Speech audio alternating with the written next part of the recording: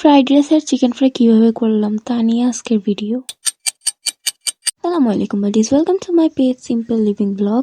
আপনাদের জন্য নিয়ে আসি ফ্রাইড রাইসের রেসিপি। দেখতে পারছেন চিকেনের জন্য বিল্লু মশাই কি কি করতে পারে।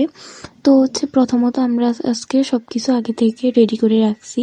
ফ্রাইড রাইস করার জন্য আমরা ভিডিওটাকে দুই পার্টে ডিভাইড করব। ফার্স্ট পার্টে আমরা দেখাচ্ছি যে ফ্রাইড রাইসের জন্য কি লাগবে আমাদের।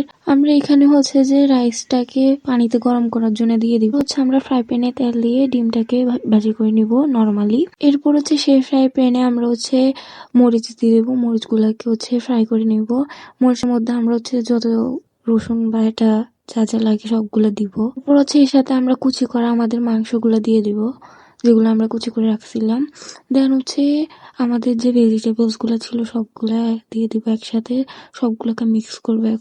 এখন বিট লবণ অ্যাড করব এন্ড সয়া সস।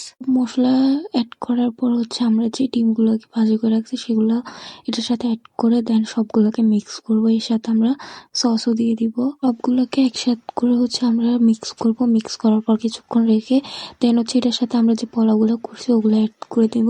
সবগুলোকে ভালোভাবে মিক্স করে নিব এই সবজিগুলোর সাথে। তো এটা আমাদের ফ্রাইড রাইস করা হয়ে গেছে। এখানে রাইসের ফাইনাল লুক। এরপর যে আমরা মাংসগুলো ফ্রাই করব। মাংস ফ্রাই করার জন্য আমরা এয়ার ফ্রায়ার নিয়ে নিয়েছি। মাংস আমরা এয়ার ফ্রায়ারে ফ্রাই করার জন্য দিয়ে দেব।